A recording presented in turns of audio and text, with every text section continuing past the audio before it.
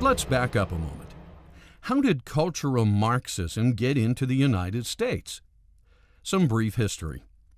In 1923, members of the Marxist Communist Party set up an institute at Frankfurt University in Germany. This institute was named the Institute for Social Research. Later, it would become known as simply the Frankfurt School. These new Marxists, under the direction of Max Horkheimer, had seen the old Lenin Marxists fail.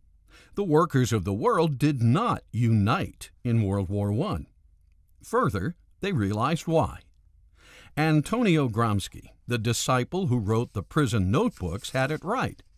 Marxism could only flourish after a long march through the cultural institutions. Now the mantra would be, change Western culture, and then the workers will unite.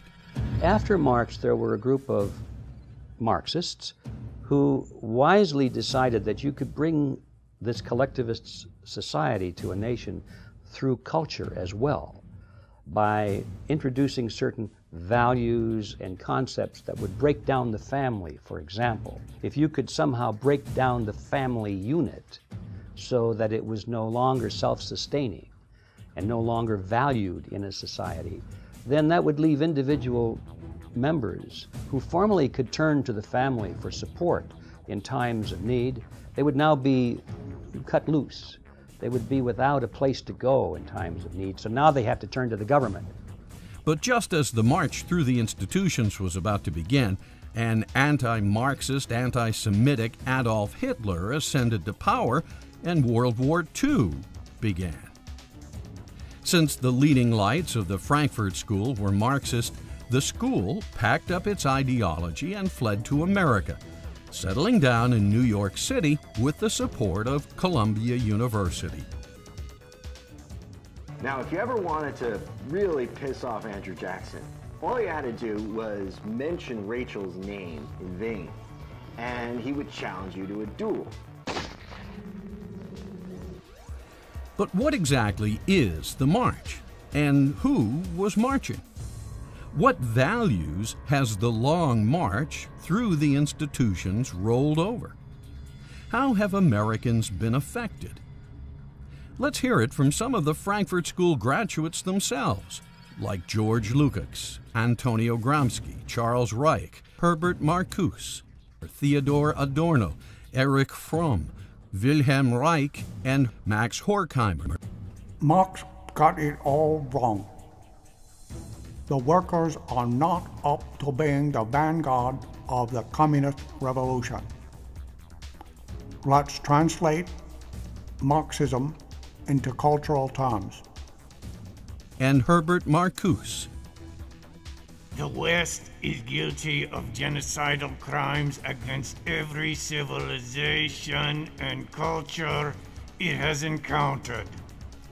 America and Western civilization are the world's greatest repositories of racism, sexism, nativism, xenophobia, anti-Semitism, fascism, and Nazism. American society is oppressive, evil, and undeserving of loyalty. Have you ever heard of cultural Marxism? If so, what is it? I'm not familiar completely with Marxism. I have not heard of cultural Marxism. Cultural Marxism? No, I don't even think I know what that kind of talk is gibberish to me. I hate to tell you. It's used in some terms, I think, as a sort of the thing that is almost politically correct from a Marxist standpoint. In other words, from a socialist or communist standpoint. George Lukács. I see the revolutionary destruction of society as the one and only solution.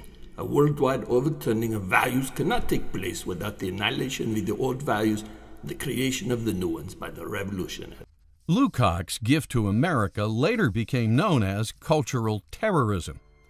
Gifts such as radical sex education in public schools, covering such subjects as free love, outdatedness of monogamy, irrelevance of religion, and the archaic nature of the middle-class family.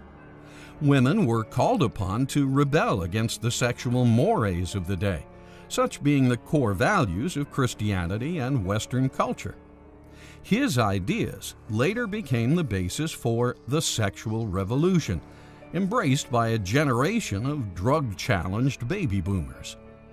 When you hear people say, as I did on the campaigns, Pat, what happened to the country we grew up in? Physically, it's the same country, but they're right. We're in another country now. And this is why I think the cultural Marxists have prevailed and are prevailing. They have captured the young. What was the saying in the Abby Hoffman? We're going to capture your children. In a lot of ways, they did.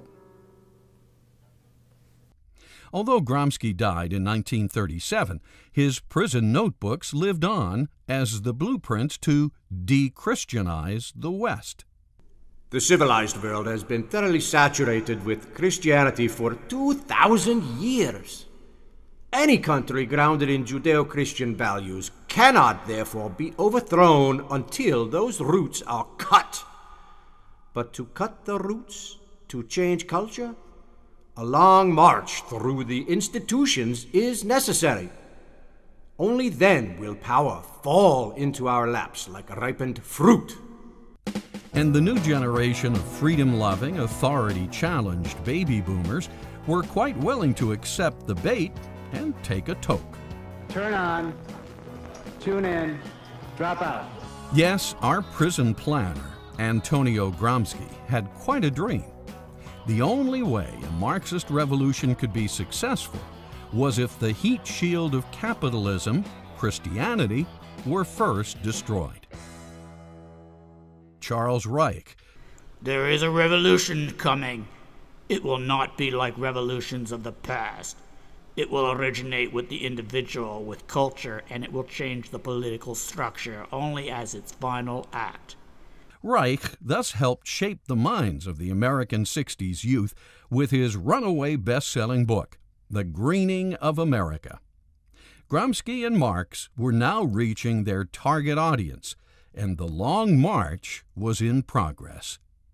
In the 1960s, the church pulled back from the culture. You had the first Sex and Satanism film. You had the first X-rated film where the pastor takes the boy up to his room in Broadway to get on his knees but not to pray. You had all of the perversion. You went from 100% broad audience films that anybody could see to 82% R-rated movies, which were restricted. You had a tremendous loss of viewership at the movie theaters.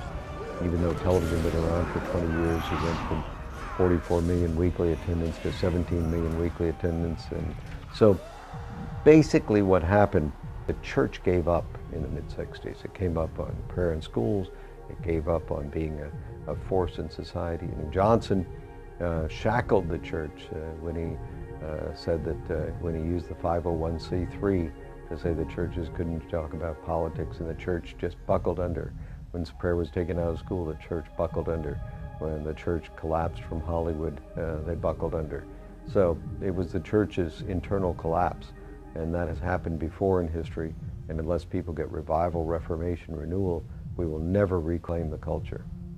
So cultural Marxism would be that type of activity in any society that breaks down the culture in such a way so that people instinctively turn to government as an alternative for the support that they otherwise would have. This is done through art, it's through music, it's through literature, it's through motion pictures and that kind of thing. It's the implanting of certain ideas and concepts which make them very ripe for the philosophy of collectivism and makes them very ripe for turning to government as the big daddy, the big solver of all problems. As Hudson Institute scholar John Fonte wrote, Max Horkheimer and Gramsci believe that there are no absolute moral standards that are universally true for all human beings outside a particular historical context. In other words, to the Frankfurt School, values come from society or the state collective. Same? Yes. It's relativism. Collectivism implies that if something is important enough, then the state should step in and make sure that everybody conforms, whether they want to or not. So the essence of collectivism in a political sense is that it employs the use of coercion to require people to work together. And once coercion enters, then you are actually participating in a negative social conduct, which is in many cases worse than the social condition that you're trying to overcome by the collective action. People are not given free will. They're required to do this and that because the majority has decided this is for the greater good of the greater number and so forth. Whereas individualism works toward the same goals, but they do so in the environment of freedom. So it's the difference between freedom and coercion.